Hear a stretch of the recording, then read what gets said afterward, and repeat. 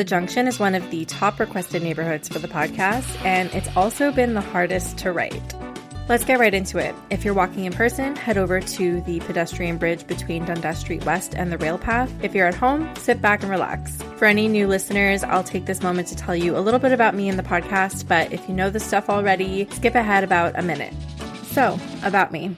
I'm your host, Ashley McDonough. I go by she, her pronouns, and I'm from a mostly Irish and French settler background. I've lived in Toronto for about 8 years, and before that I lived in Montreal and Ottawa. I am not a historian or a journalist or a scholar, just someone who enjoys spending a lot of my free time learning about the city, about the podcast. Each episode is designed to be a walking tour that you can enjoy from home or out in person. There are 30 seconds of ambiance between each stop. These are recordings from when I did the walk myself. If that's not your thing, you can always press the skip 30 seconds button to get to the next stop. This podcast is created on and tells the stories of things that happened on the traditional land of the Huron-Wendat, the Haudenosaunee, the Anishinaabe, and the Mississaugas of the Credit. Today, Toronto is home to many Indigenous peoples from across Turtle Island and is within the territory of the Dish with One Spoon Treaty, which means that it is our shared responsibility to take care of it. An important thing to think about on these walks. Now, let's get to today's episode.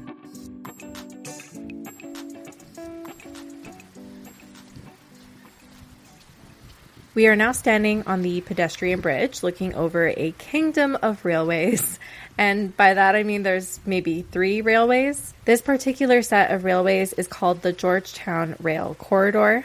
There's going to be a lot of railway and train talk today, but don't worry, it'll be just the right amount. But before that, let's talk about what was here way before the railways were even a fleeting thought in settler minds. The Junction area was on an important portage route to a Seneca village located at what is now called Baby Point. It's spelled like baby, B-A-B-Y, but according to its namesake, James Baby, it's pronounced Babby, which sounds like the kind of thing someone named Baby would say, in my opinion. Not only did he set up his home on this piece of land, but he was also a known enslaver. So he really is the picture of a shitty colonizer.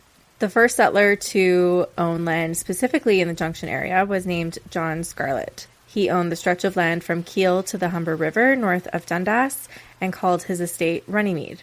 Further south by Annette Street, William C. Kiel's estate included a farm that he used to form a horse racing track. These 2 properties were the main points of interest in the early mid to 1800s. But in the 1880s, things started heating up. Scarlett sold some of his land to the Credit Valley Railway, later acquired by Canada Pacific, which ran and still runs pretty parallel to Dundas, but a couple blocks north. And east of Kiel, a number of railways were laid down connecting in a somewhat diamond shape, forming what is called a junction. At first, there were smaller railways with names like the Ontario and Quebec Railway, the Northern Railway, the Toronto Grey and Bruce Railway, but over time they got taken over by CP as well. The Grand Trunk Railway, which connected Ontario and Quebec to the States, also messed around a little bit in the area, but they got acquired by the Canadian National Railway, which still operates today.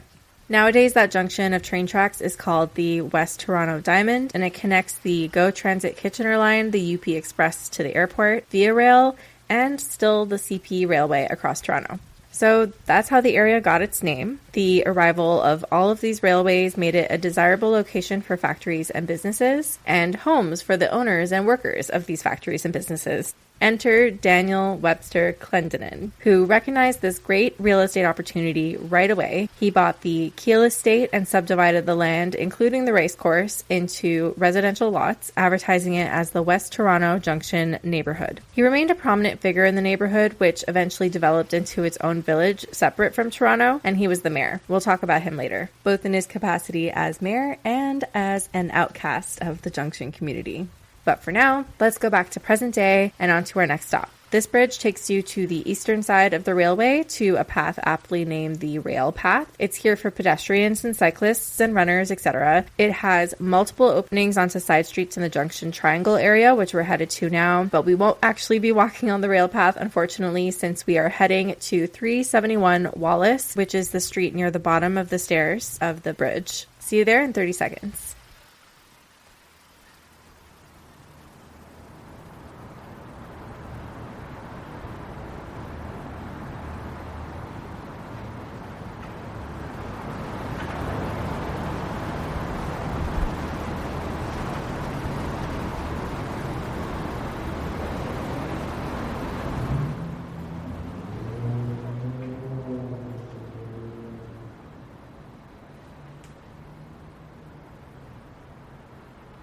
We are currently in the Junction Triangle. The Junction Triangle is a triangular piece of land bordered by a railway to the north, Dundas Street West to the south, a railway to the east, and the rail path to the west. It became populated around the same time as the junction since both were home to factories and manufacturing plants. So their stories have a lot in common and they overlap a little bit, which is why I put them together. While the junction had a mix of workers' housing as well as the fancy houses owned by factory owners, the Junction Triangle had a bit more of just the workers' housing. Being near the factory you worked at was a huge plus. If you were a newcomer with no connections to the city, the Junction Triangle was one of the places you could find cheap rooming houses and also be near job options. With time that brought community centers, churches, schools, all of which cohabitated with factories. This was problematic at times. Pollution was a huge problem, as you can imagine, and there were a few incidents where the mixed-use neighborhood really didn't play out too well. If you look at 371 Wallace, you'll see a 4-story brick building with a gate that says Wallace Station Lofts. For decades, this was actually a glue factory named Nakan. To be specific, they manufactured adhesives, resins, starches, and various chemicals.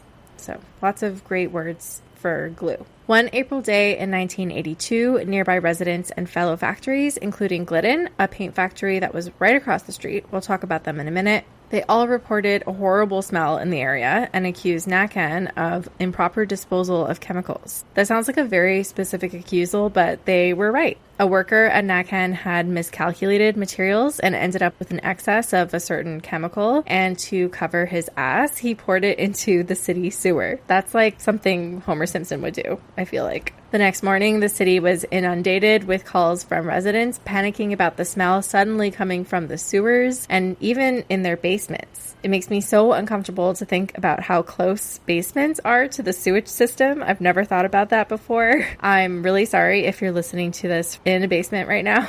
3 schools were shut down and 7 people had to be hospitalized because of the effects from the fumes. Unfortunately, it doesn't take long before another sewage mix-up happens. The following year, Glidden Paints, the factory that complained about Nakan, left 2 valves open on a tank, which caused an overflow of 2,000 liters of flammable liquid vinyl to spill out into the sewers. A number of households in the area had to evacuate because of the fumes. I can't help but imagine a petty drama between the 2 factories, and if I can't gossip about something that happened 40 years ago at a glue factory, then what is this podcast even for? All right, let's walk back towards the rail path. Turn right before the rail path on Sousa Mendez Street. Keep walking to our next stop at the corner of Sousa Mendez and Ruskin. Right before Sousa Mendez slightly curves and becomes Edwin Avenue. It's about a 3-minute walk, but you'll hear from me in about 30 seconds.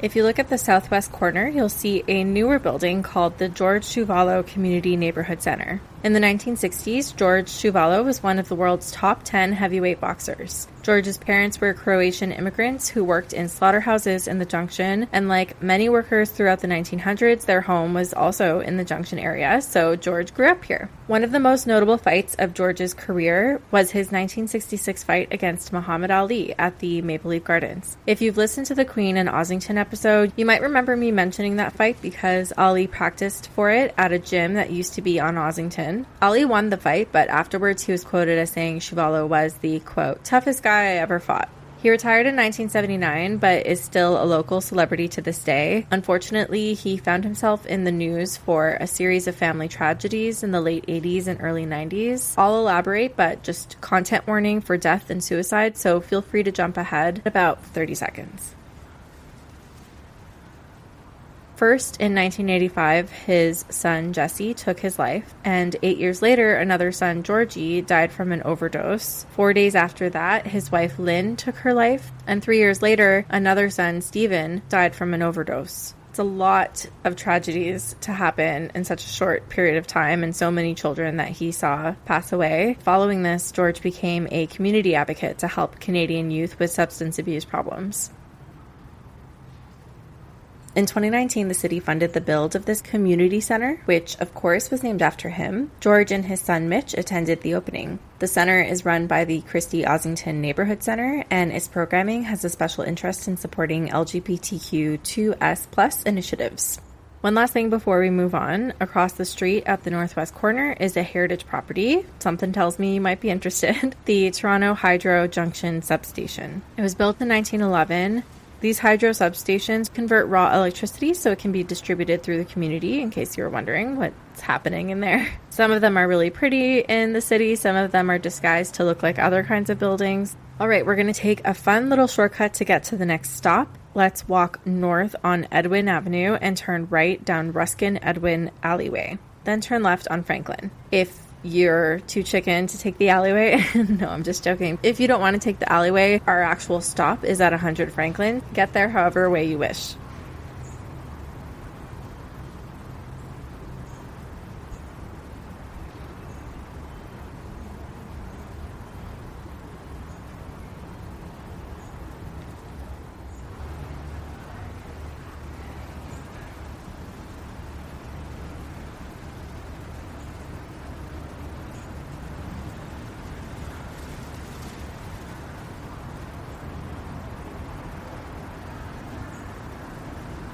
We are standing in front of the St. Josephite Ukrainian Catholic Cathedral. It's an interesting looking building. It's mostly white and it has 3 wooden doors with these really nice brass door handles that look like upside down U's. Each of the doors has an overhead covering that's like a deep teal color, and there's a bunch of stairs to get up to the doors.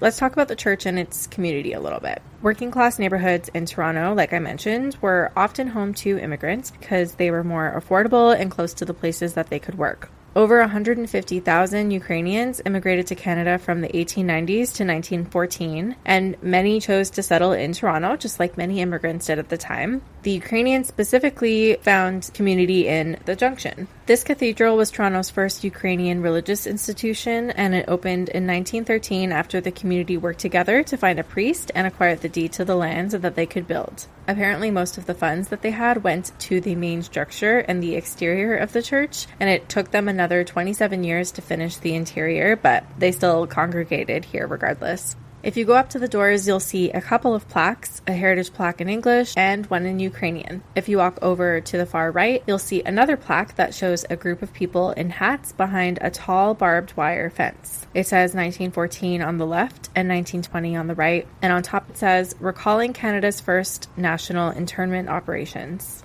So if you, like me, had alarms go off when you saw the word internment, then here's the story. During the First World War, Parliament enacted the War Measures Act, which gave them the ability to implement laws without going through the typical approval processes with the House of Commons or the Senate. One of the main reasons they wanted to do this was to restrict the rights of immigrants in the country, who they saw as a threat during the war. To be expected, they ended up disproportionately targeting communities that were seen as other, so basically any communities that were seen as not white, and Ukrainians belonged to this group at the time. Immigrants, including Ukrainians, had to register as enemy aliens. They had their freedom of speech restricted, and they couldn't move freely either because they had to report regularly to the police. Discrimination against them increased, and many lost their jobs. A lot of them tried to go to the US to find work, which was illegal for enemy aliens, and when they would get caught at the border, they would be placed in internment camps. From what I read, most of those interned were poor or unemployed single men who had tried to go to the States, but it does seem like any Ukrainians who were deemed a threat by the police were placed in these camps. Some of them did have families who were forced to come with them, which resulted in over 80 women and over 150 children being interned as well.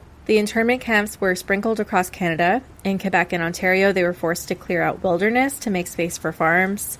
In the West, they were forced to work in national parks to help build roads and carve out trails. I read that they also built a portion of the golf course at Banff National Park. Over 100 Ukrainians died in the camps. Some died from infectious diseases, some from workplace injuries, some were killed while trying to escape, and more often than not, they were buried in unmarked graves near the camps.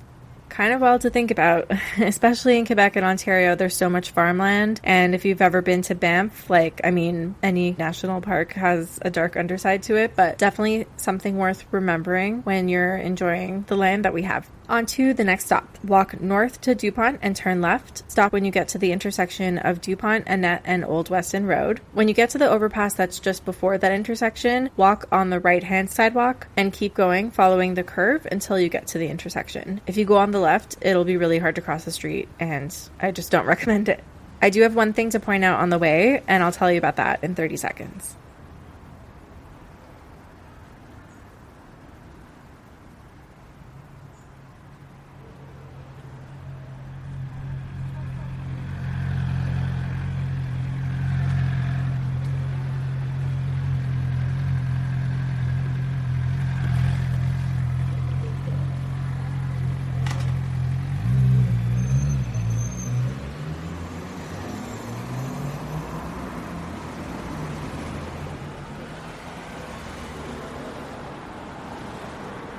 As you approach the overpass at Dupont and Old Weston Road, take a look over to your left. You'll see a large brick building. Surprise, surprise, it's another factory. Well, former factory. Currently, the space houses a storage facility called Planet, as well as offices and workspaces for rent. But back in the day being the 30s and 40s, it was the Viceroy Rubber Manufacturing Company. Not only did they manufacture rubber, but also plastic. And what kinds of products used a lot of rubber and plastic? Toys and gas masks. Let me elaborate. Their main gig in the 30s was making toys like bouncy balls, sports balls, specialty balls, beach balls, all kinds of balls. They also made rubber bath toys. But during World War II, rubber was needed for the war effort, and rubber companies were banned from making toys. So instead, they made tires, medical equipment, boots, raincoats, and yes, gas and oxygen masks. Not only did they stop making toys during this time, but they asked kids to donate their old rubber toys to help. Like I said before, keep to the right side of the street as you walk under the overpass. The road will slant right and it will bring you to the wonky intersection of Dupont, Old Weston Road, Dundas Street West, and Annette Street. As the road begins to curve northwards, keep your eyes peeled for a narrow gated opening in the cement wall on your right. It has a staircase behind it. Where does it lead? Just keep walking up to the intersection and I will tell you in 30 seconds.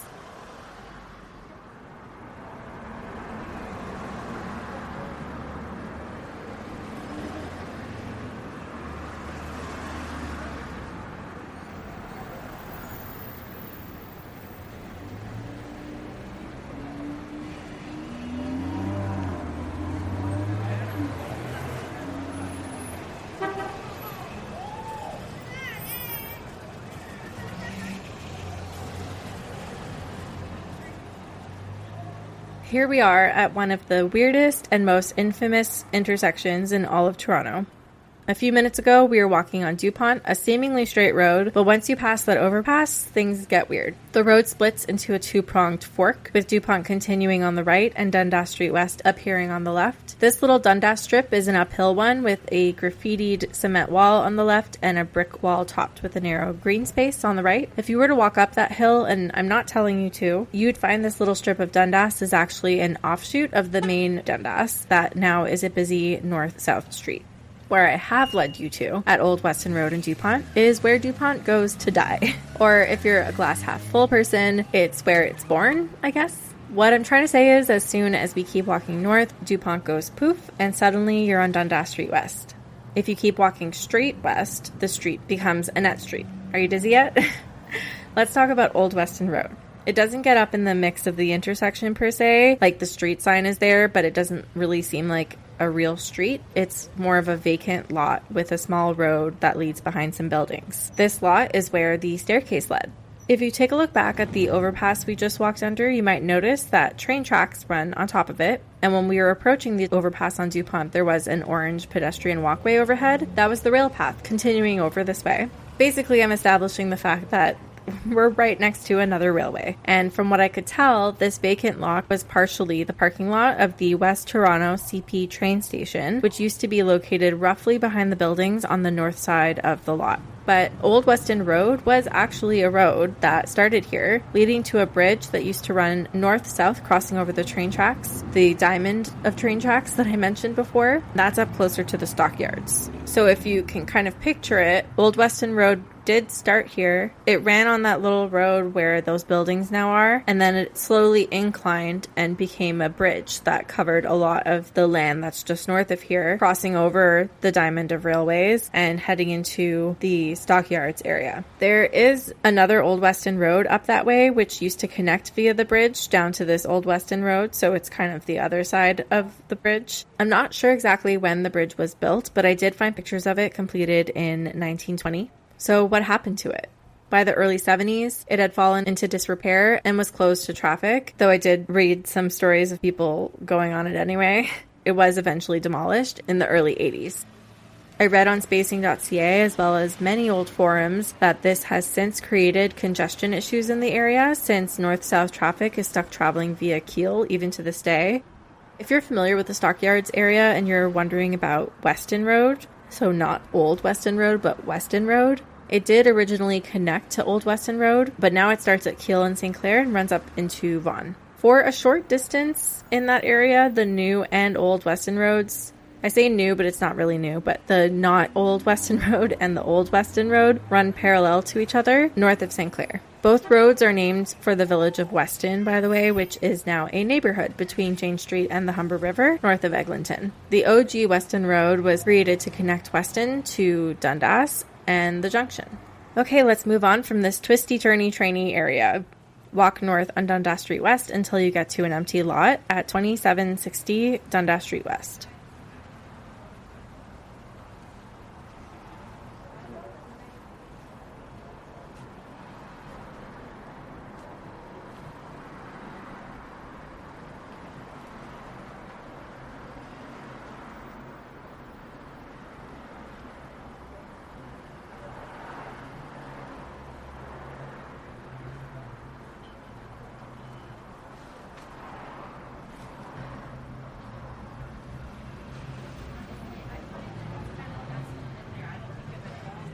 This lot was the location of the Peacock Hotel, one of the many hotels and watering holes of the early Junction days. After a long day at the factories, workers would come to establishments like this one to blow off some steam. They got a little too steamy though, or blew a little too hard.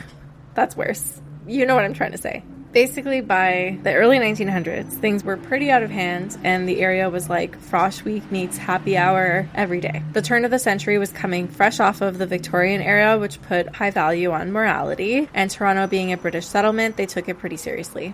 Frat Boy Central didn't bode well with that image, and the residents of the Junction, then called West Toronto, voted to ban alcohol in 1904. This was years before Prohibition was even a thing in the rest of the city, and what's wild is the Junction stayed dry until the year 2000. So for more than 90 years, you could not buy alcohol in the Junction. I do wish the building was still here so we could look at it. It was demolished in 2020 after many years of being vacant and slowly falling apart, and even catching fire in 2019. That version of the building was built in 1890, but the original Peacock Hotel building was on this site in 1820.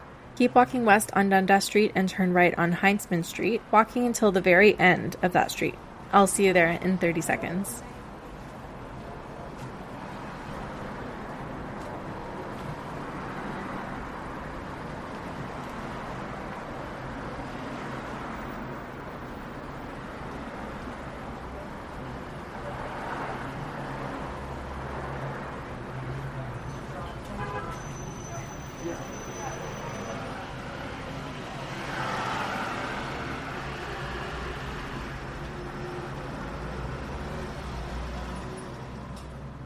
You're now looking at a large brick condo building called Heintzman Place. This was the first and still one of the only high-rise buildings in the area, I believe. It was built in, I believe, the early to mid-2000s, replacing a Canadian Tire store. Before that, from 1888 until 1962, this was the location of the Heintzman Piano Factory, giving the condo place its name, the street its name, obviously. Heinzman & Co. Limited was founded in 1860 by a German man named Theodor August Heinzman. Heinzman had a history of working at piano manufacturers and is said to have started his own piano business from his kitchen. It grew pretty quickly, and after moving to bigger and bigger locations, in 1888 they built a large factory on this site. Their pianos were seen as high quality and were priced as such. Heinzman was a very rich man. His sons and nephew carried on the family business as Heinzman became a huge name in the piano industry. In terms of the Junction, they were one of the top employers and earliest employers in the area. In the 1920s, they acquired Nordheimer Piano and Music Co., a name you might recognize from the Casa Loma episode. In the 1960s, they built a new factory in Hanover, Ontario, and retired this building. From the 70s until today, the business and brand name has switched hands and changed operations quite a bit. Today, Heinzman pianos are still made, but in a Chinese factory. Let's move on to our next stop, Dundas and Kiel. Head back to Dundas, and before you go straight to Kiel, take note of the block of buildings from 2845 to 2853 Dundas. This was called the A.C. Thompson block, and it is one of the oldest buildings in Toronto. That's as much as I know about it, though, and I know that it was built in 1886, but I wanted to point it out.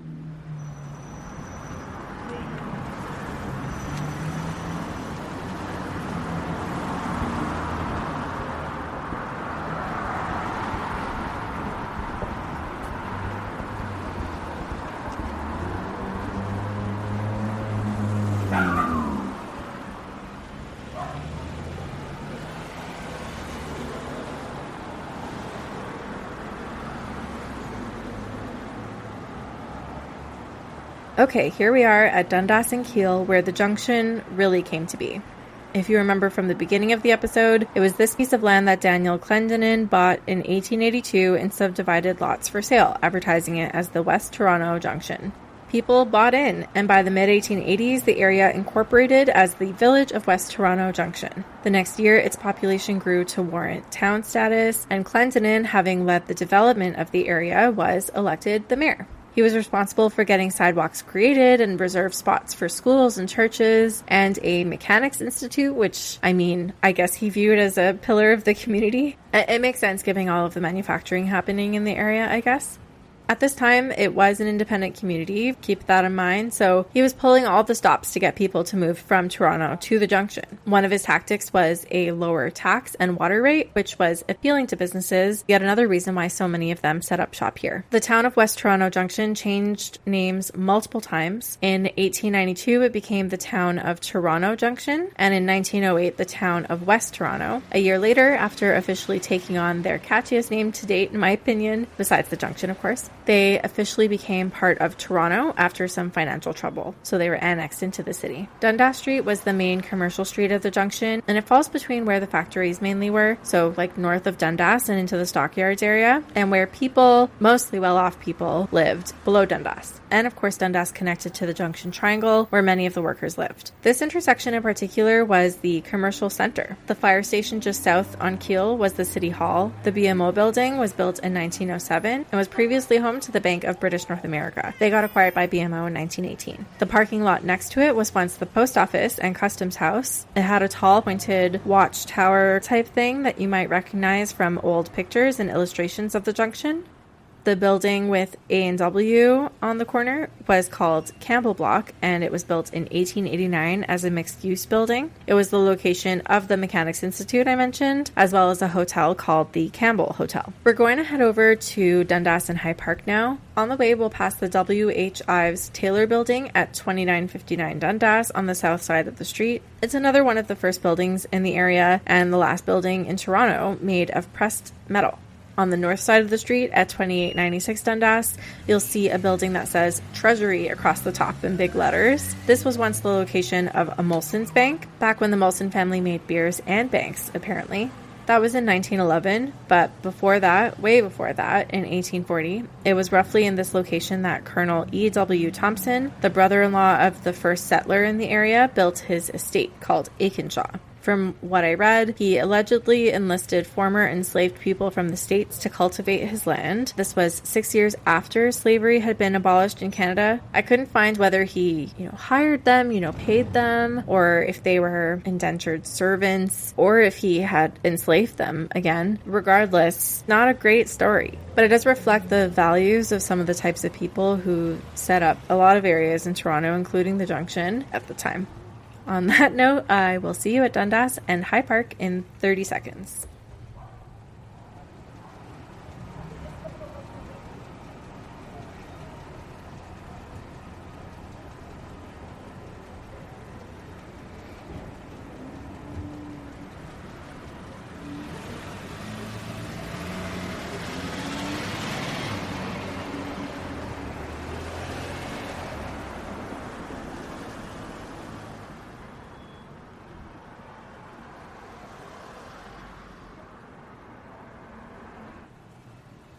I mentioned before that the Junction was full of bars and hotels with bars inside of them and rowdy crowds at the turn of the century. One of these hotels was at the southwest corner of this intersection. It was called the Avenue Hotel. The night before the alcohol ban came into place, it was reported that people were spilling out of the hotel onto Dundas and High Park Avenue, drinking out of beer bottles openly in the streets. One man had to be moved by a wheelbarrow because he was so drunk. Ironically, this intersection is also significant for when the ban was lifted. Just a bit east at 3010 Dundas was the location of Vesuvio Pizza and Spaghetti House, a family-run restaurant that existed for over 63 years. Besides being a neighborhood staple, they made the news in the 80s and 90s when they spearheaded, along with other business owners in the area, the push to lift the alcohol ban. They succeeded, and many say the neighborhood is better for it since more restaurants, bars, and businesses have opened here since. Vesuvio closed in 2020 because of the pandemic. Keep walking until you get to Clendenin Street, then turn left. I'll be back in 30 seconds to tell you about an old scandal as you walk down Clendenin Street.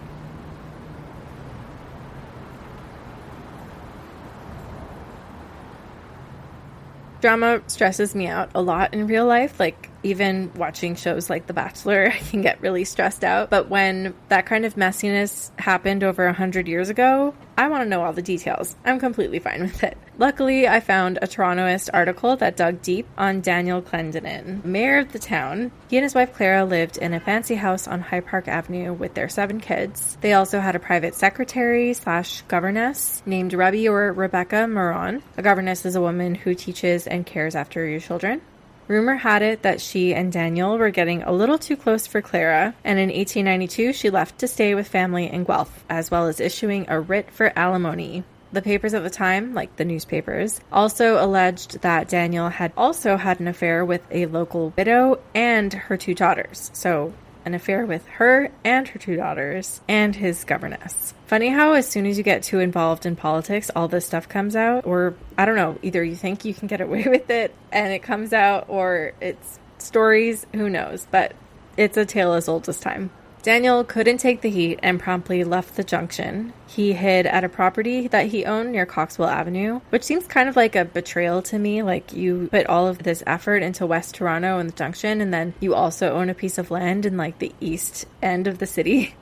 When the writ for alimony came out, he took off to the States. From Buffalo, he sent a letter to a Toronto newspaper saying that he would allow the divorce, give Clara and the kids the Junction estate, and try to start a new life in Buffalo. You'd think it would quiet down by then, but 2 years later, Moran, the former governess, sued a woman named Agnes Humans for slander. She accused her of spreading rumors and getting her kicked out of an anti-Catholic group that she belonged to. If you remember from previous episodes, the Protestants and the Catholics were not fans of each other at the time, and I guess her getting kicked out of her anti-Catholic group was just the last straw in terms of her social standing. Not only were the alleged rumors about the affair with Daniel, but Rebecca Moran alleged that humans had told others that Moran had given birth to Clendenin's illegitimate child in Buffalo. Gasp! It went to trial, and a bunch of not-so-great details came out about the Clendenins. After Daniel and his wife split, he and Moran exchanged affectionate letters. She visited him at that Coxwell property and even went to Buffalo with him. A servant testified saying that she had seen them kiss goodbye at the High Park house and that she brought him breakfast in bed once, and that once she even fixed his tie. Gasp! Again!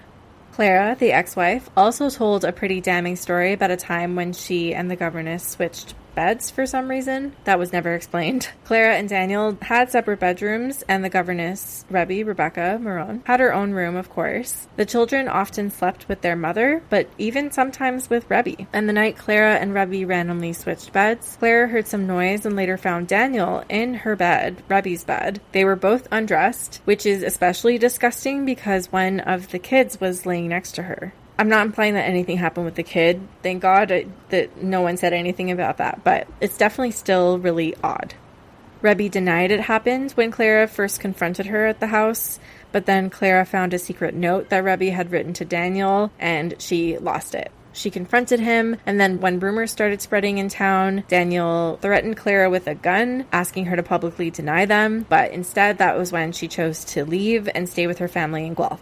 All that to say, Daniel Clendenin was done with the Junction forever. He moved to Nebraska, and that's where he lived until he died. I didn't see how the trial ended up, but I'm guessing that Agnes didn't go down for slander, because there's a lot of damning testimonies. On to our last stop. When you get to Annette Street, turn right and stop in front of 288 Annette. It has a hedge in between the house and the sidewalk, so only take a respectable peek as you walk by since it is a private property.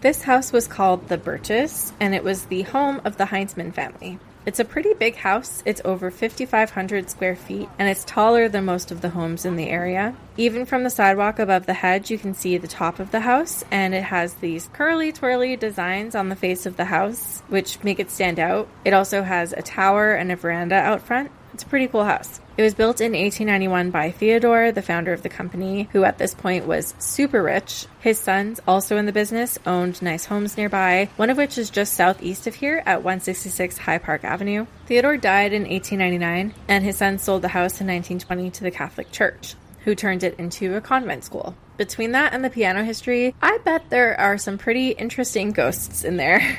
It went back on the market in the 1970s, and it didn't sell right away, so it was left vacant. People came and stole some of the fancy antique features like doors and hardware, and some people even tried to set it on fire in 1981. Luckily, there was minimal damage, so they were able to restore it. Instead of it being this huge vacant house, it's now split into 3 condo units, and on the grounds of the property, they built 15 townhouses.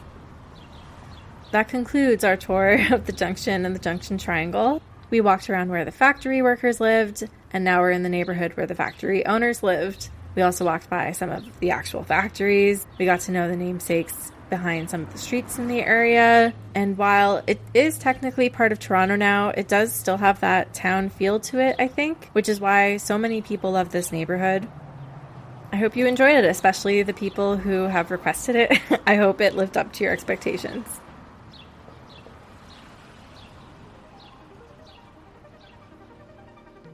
If you're curious about ways to support me in the podcast, I will soon have a tour up on the Story City app, so check it out. You can buy me a coffee on my website. You can join an in-person tour as well. I have in-person tours on Airbnb experiences. Leaving a rating or review wherever you're listening would be amazing too.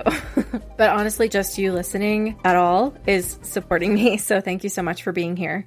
See you next time.